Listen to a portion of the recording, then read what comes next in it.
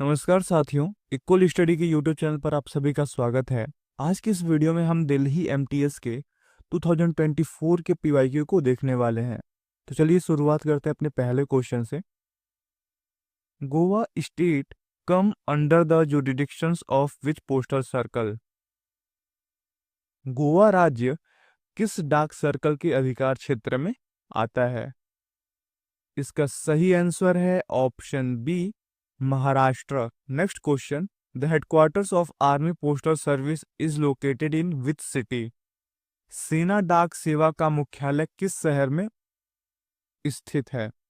इसका सही आंसर है option C, New Delhi. Next question, post office are divided in how many classes? डाकघरों को कितने वर्गों में बांटा गया है? इसका सही आंसर है option B, 3। Next question, payment of postage is normally not affected by which of the following? डाक शुल्क का भुगतान सामान्यतः निम्नलिखित में से किसके द्वारा नहीं किया जा सकता है? इसका सही आंसर है option B, revenue stamps. Next question, philately bureau caters the need of which of the following? Philately bureau निम्नलिखित में से किसकी आवश्यकताओं को पूरा करता है? इसका सही आंसर है option A, stamps collector. Next question, what is a franking machine? Franking machine क्या है? इसका सही आंसर है option A, stamping machine. Next question, every letter has to be stamped with the date stamp of at least how many post offices? प्रत्येक पत्र पर कम से कम कितने डाकघरों की तारीख की मुहर लगी होनी चाहिए? इसका सही आंसर है option B, 2। Next question, generally stamps should be affixed in which area of address side of envelope? सामान्यतः लिफाफे के पते वाले भाग के किस भाग पर डाक टिकट चिपकाए जाने चाहिए? इसका सही आंसर है ऑप्शन ए, राइट हैंड टॉप कॉर्नर। इसी तरह के बहुत सारे प्रश्न परीक्षा में पूछे जाते हैं। ऐसे सभी एमसीक्यूज को हमने अपनी एमसीक्यू सीरीज में कवर किया है, जहां पर आप एग्जाम ओरिएंटेड एमसीक्यूज की प्रैक्टिस कर सकते हैं और अपने कमजोर टॉपिक्स को एनालाइज करके उसे और मजबूत करते हुए एग्जाम्स में बेहतर स्कोर कर सकते हैं और अपने प्रमोशंस को पक्का कर सकते हैं।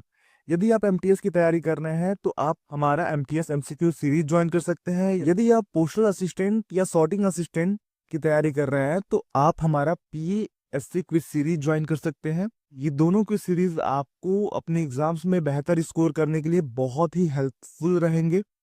और यदि आप पिछले 5 सालों के पीवाईक्यूज चाहते हैं तो यहाँ पर हमने पीवाईक्यूज भी अवेलेबल कराई है, जीडीएस एमटीएस पीवाईक्यू सीरीज, जहां पर आप पिछले 5 सालों के प्रीवियस ईयर क्वेश्चंस को देख सकते हैं और उनके पैटर्न्स को समझते हुए आप तैयारी कर सकते हैं।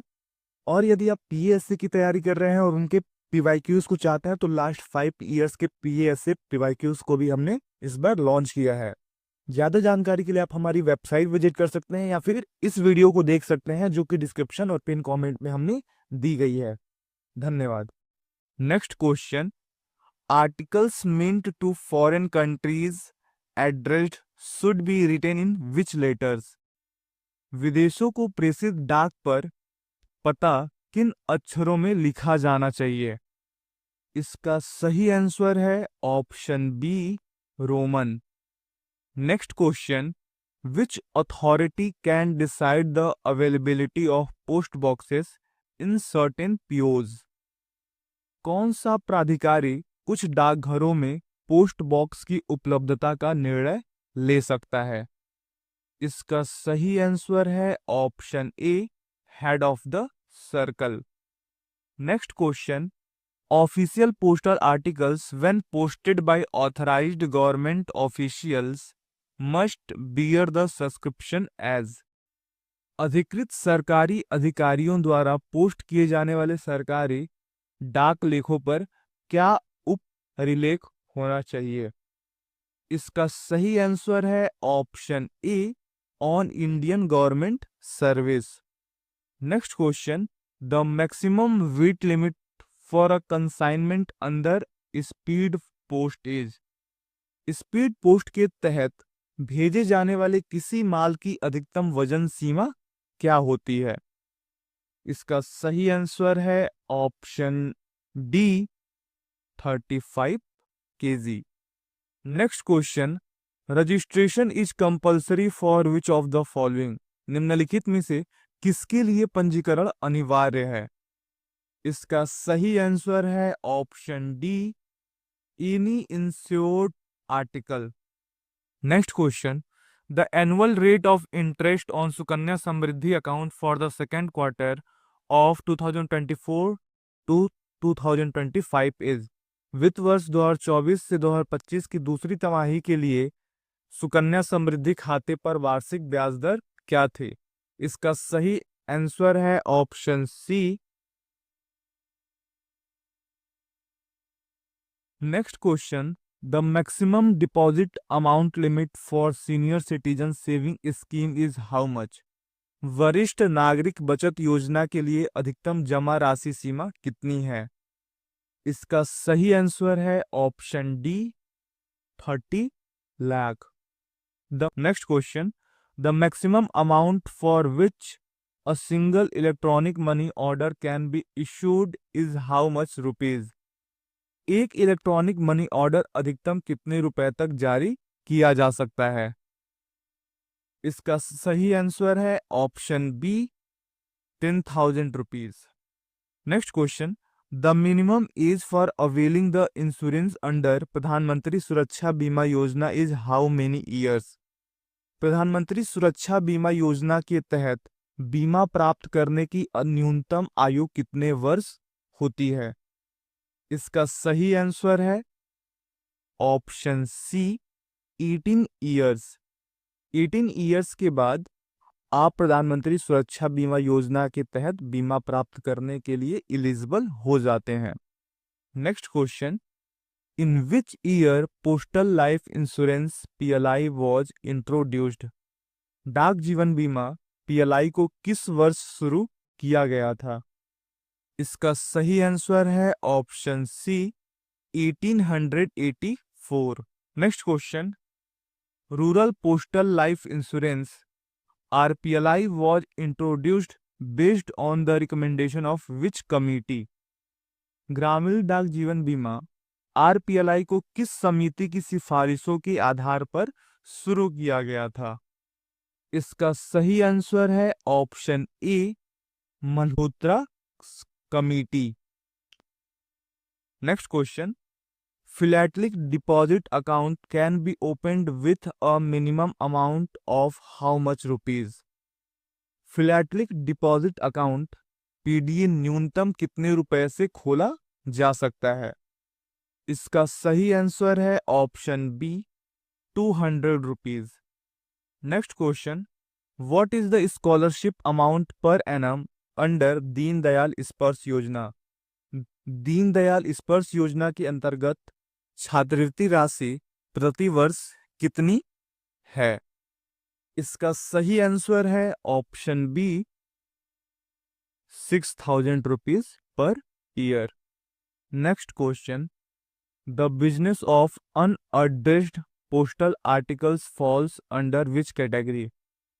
असंबोधित डाक सामग्री का व्यवसाय। इसी तरह के बहुत सारे प्रश्न परीक्षा में पूछे जाते हैं। ऐसे सभी एमसीक्यूज को हमने अपनी एमसीक्यू सीरीज में कवर किया है, जहां पर आप एग्जाम ओरिएंटेड एमसीक्यूज की प्रैक्टिस कर सकते हैं और अपने कमजोर टॉपिक्स को एनालाइज करके उसे और मजबूत करते हुए एग्जाम्स में बेहतर स्कोर कर सकते हैं और अपने प्रमोशंस को पक्का कर सकते हैं। यदि आप एमटीएस की तैयारी कर रहे हैं तो आप हमारा एमटीएस एमसीक्यू सीरीज ज्वाइन कर सकते हैं। यदि आप पोस्टल असिस्टेंट या सॉर्टिंग असिस्टेंट की तैयारी कर रहे हैं तो आप हमारा PASC क्विज सीरीज ज्वाइन कर सकते हैं। ये दोनों क्विज सीरीज आपको अपने एग्जाम्स में बेहतर स्कोर करने के लिए बहुत ही हेल्पफुल रहेंगे।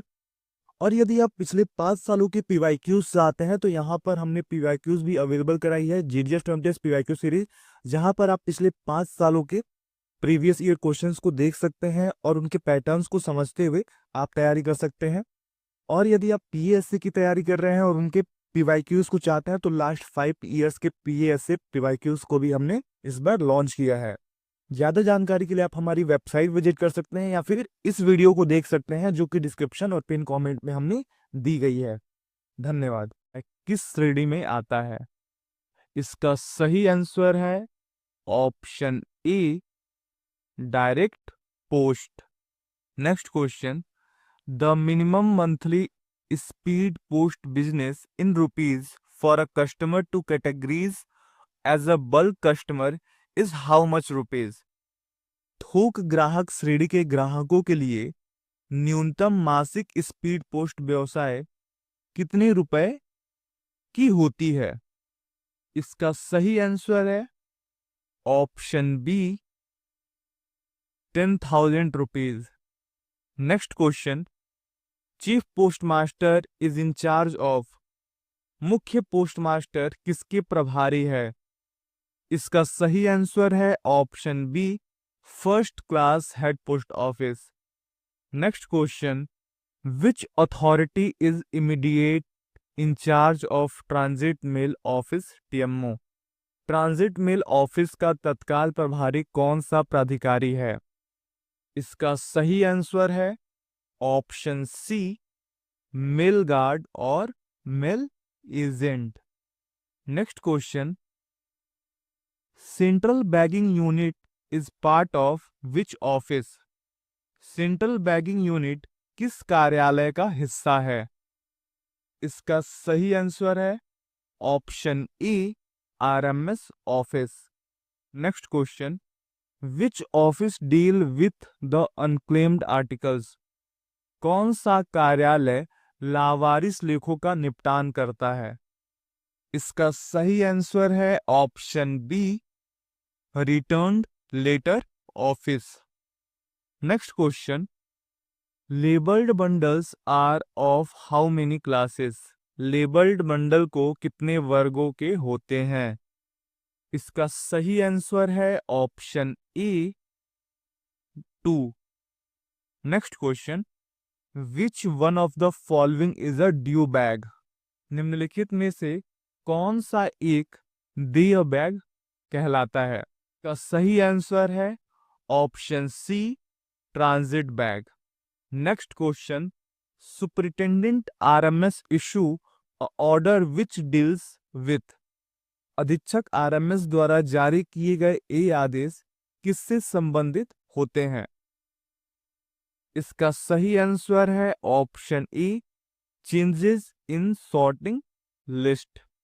Next question, which of the following rivers drains its water into Arabian sea? निम्नलिखित में से कौन सी नदी अपना पानी अरब सागर में गिराती है? इसका सही आंसर है option A, Narmada. Next question, with how many states Delhi share its boundary? Delhi कितने राज्यों के साथ अपनी सीमा को साझा करती है? इसका सही आंसर है option B, 2। Next question, who is the 15th president of India? Bharat के 15वें राष्ट्रपति कौन है? इसका सही आंसर है ऑप्शन ए, श्रीमती द्रौपदी मुर्मू।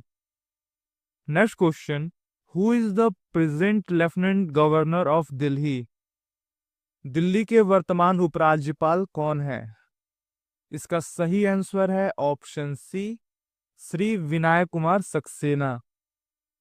इस तरह के क्वेश्चंस को एक बार एग्जाम से पहले देख करके जाएं। ये करंट अफेयर से रिलेटेड सवाल है, तो ये चीजें चेंजेबल भी रहती हैं, लगातार चेंज हो सकती हैं, तो आप एक बार इसको पेपर से पहले जरूर अवश्य देख लें। Next question, who was the first Indian to receive the Nobel prize? Nobel पुरस्कार पाने वाले प्रथम भारतीय कौन थे? इसका सही आंसर है option A, Shri Rabindranath Tagore. Next question, with which sports Miss Vinesh Phogat is associated. सुश्री विनेश फोगाट किस खेल से संबंधित हैं? इसका सही आंसर है option C, wrestling. Next question, during India's freedom struggle the famous non cooperation movement stated in which year? Bharat के स्वतंत्रता संग्राम के दौरान प्रसिद्ध असहयोग आंदोलन किस वर्ष से शुरू हुआ था? इसका सही आंसर है option B, 1920। Next question, classical dance Kathak has its root in which state?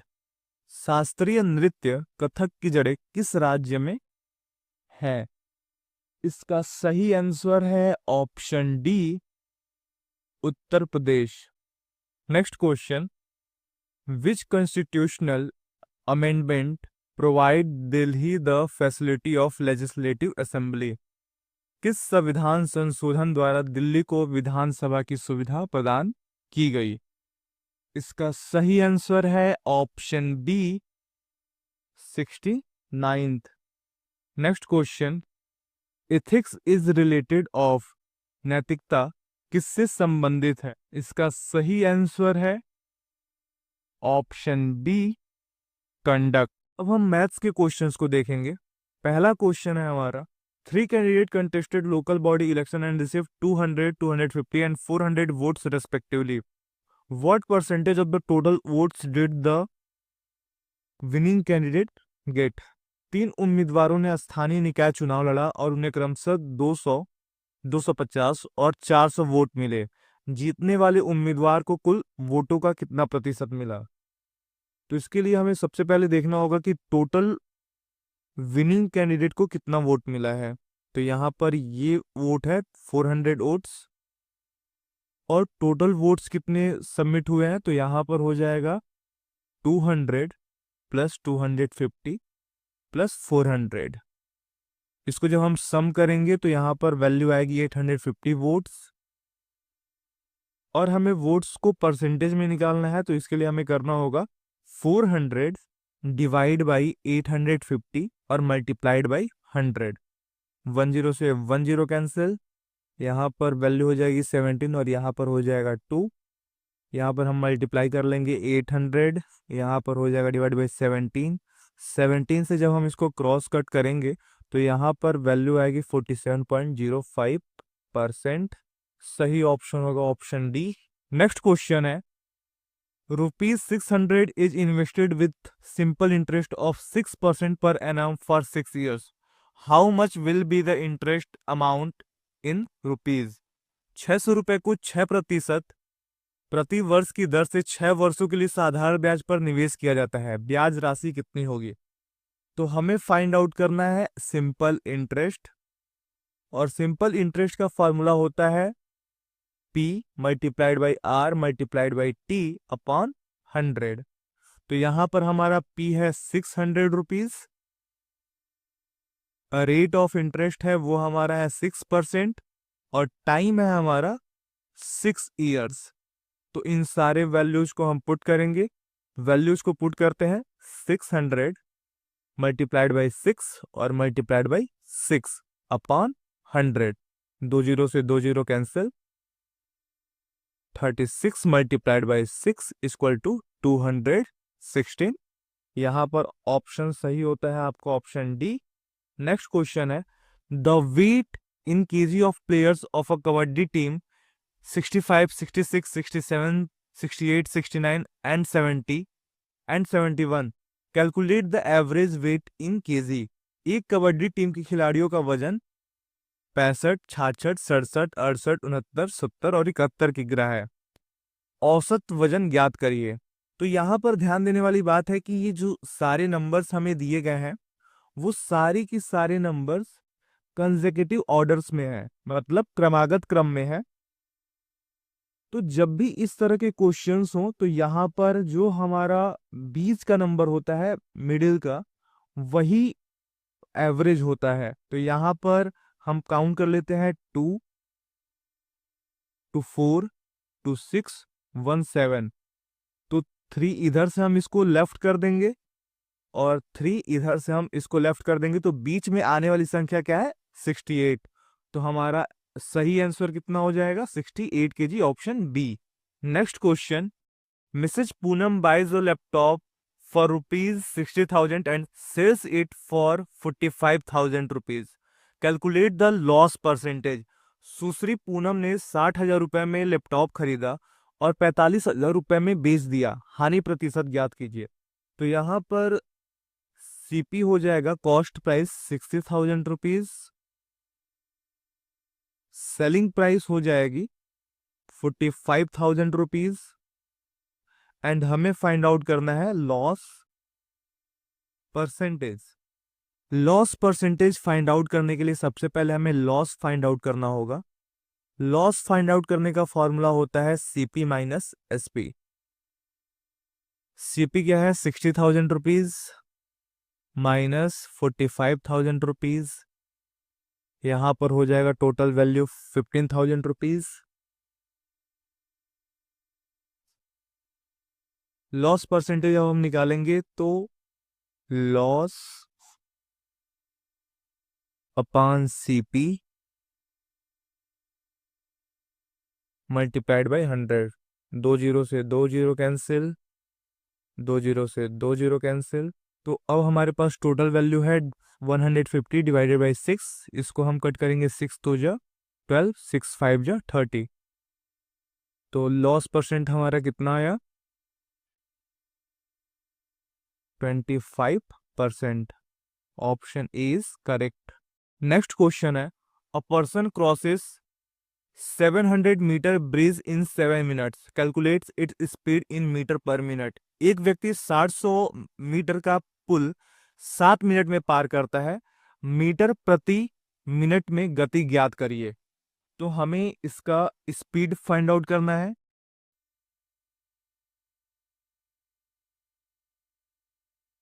Distance 700 metre दी गई है और time 7 minute.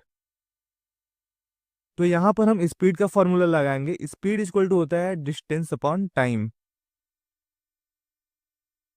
Distance upon time. Distance है हमारा 700 मीटर और टाइम कितना है? 7 मिनट। इसको हम डिवाइड करेंगे, यहां पर आ जाएगा 100 मीटर पर minute. Option B is correct. Next question है, A can do a work in 5 days and the same work B can do in 6 days। Together they can finish the same work in how many days? A एक काम को 5 दिन में और B वही काम को 6 दिन में कर सकता है। दोनों मिलकर कितने दिनों में कार्य को पूरा करेंगे? जब भी इस तरह के क्वेश्चंस होते हैं तो वहां पर एक फॉर्मूला अप्लाई किया जाता है, A multiplied by B divide by A plus B. यहां पर ए कितने दिन में काम को पूरा कर रहा था? 5 डेज में, और बी 6 डेज में। तो इन दोनों को हम ऊपर मल्टीप्लाई करेंगे और फिर सेम वैल्यूज को हम प्लस कर देंगे। 5 6 जा 30 और 5 6 11। जब हम इसको डिवाइड करेंगे तो वैल्यू आएगी 2.7 days. Option B is correct. Next question, 15 workers can build a wall in 20 days। How many workers will build the same wall in 12 days? 15 मजदूर एक दीवार को 20 दिन में बना सकते हैं, वही दीवार 12 दिन में कितने मजदूर बना सकते हैं? तो इसके लिए एक फॉर्मूला अप्लाई किया जाता है, m1 multiplied by d1 equal to m2 multiplied by d2। तो हमारे पास वैल्यूज क्या दी गई है? 15 वर्कर्स एक वॉल को बिल्ड करने में कितने डेज ले रहे हैं? 20 डेज। तो कितने वर्कर्स हमें नीड होंगी उसी वॉल को कंप्लीट करने के लिए 12 डेज में? तो हम क्या करेंगे, m1 की जगह पर हम उन वर्कर्स की संख्या रखेंगे और फिर कितने दिनों में वो बिल्ड हो रहा है वॉल वो रखेंगे। फिर हमें m2 वैल्यू नहीं पता है तो हमको उसको एज इट इज रखेंगे और फिर D2 की वैल्यू है 12 डेज। जब हम इसको सॉल्व करेंगे तो ये हो जाएगा 300 और ये हो जाएगा M2 मल्टीप्लाइड बाई 12। अगर हम इसको इधर करें तो M2 इक्वल टू हो जाएगा 300 अपॉन 12। इसको हम कट करेंगे, इसको हम कट करते हैं तो 12 2 जा 24, 12 5 जा 60। Answer B is correct. Next question, calculate the value. तो हम इस क्वेश्चंस को नोट कर लेंगे। 8 plus 9 divide by 9 plus 5 multiplied by 2 minus 7। इसको हम सॉल्व करेंगे। 8 9 से 9 में डिवाइड जाएगा, वैल्यू आ जाएगी 1 plus 5 multiplied by 2 minus 7। 8 plus 1 और यहाँ पर मल्टीप्लाइड होगा तो वैल्यू हो जाएगी 10 माइनस 7। यहाँ पर हो जाएगी वैल्यू 9 प्लस 10 माइनस 7। इन दोनों को ऐड कर लेंगे, 19 माइनस 7, वैल्यू आ जाएगी हमारी 12। Option B is correct. Next question, the population of a town has increase from 1 lakh to 1,50,000 persons in a decade. Calculate the average percentage increase of a population per year. एक शहर की जनसंख्या एक दशक में 1 लाख से 1.5 लाख हो गई, प्रति वर्ष औसत प्रतिशत वृद्धि ज्ञात करिए। इस तरह के क्वेश्चंस को सॉल्व करने के लिए सबसे पहले हमें देखना होगा कि कितनी पॉपुलेशंस बढ़ी है। तो हम इसको सब्ट्रैक्ट कर लेंगे इस वैल्यू को। 1,50,000 माइनस 1 लाख, तो वैल्यू आ जाएगी 50,000। अब हम कुल प्रतिशत विधि निकालेंगे तो इसके लिए 50,000 divide by 1 lakh multiplied by 100। तो यहाँ पे 2 जीरो से 2 जीरो कैंसिल हो गया, 3 जीरो से 3 जीरो कैंसिल हो गया, तो यहाँ पर वैल्यू आई 50%। अब हमसे पूछा गया है एक डिकेड में, तो एक डिकेड में कितना ईयर होता है?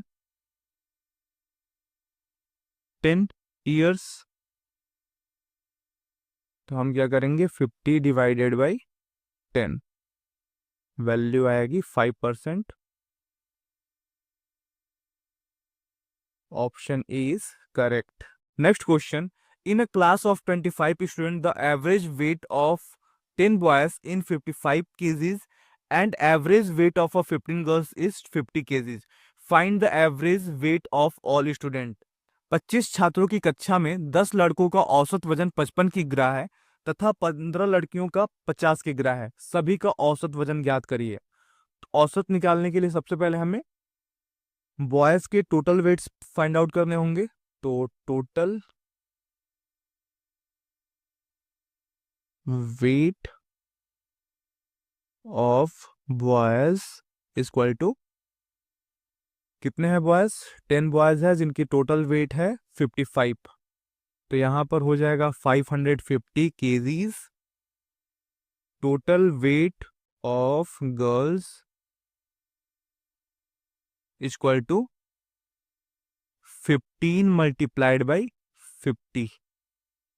तो यहां पर टोटल वैल्यू हो जाएगी 750 kgs। अब टोटल वजन्स को ऐड करना होगा टोटल वेट्स को। तो यहाँ पर हम 550 प्लस 750, इन दोनों को जब हम ऐड करेंगे तो हमारे पास टोटल वैल्यू आएगी 1300। और टोटल नंबर ऑफ स्टूडेंट्स कितने हैं?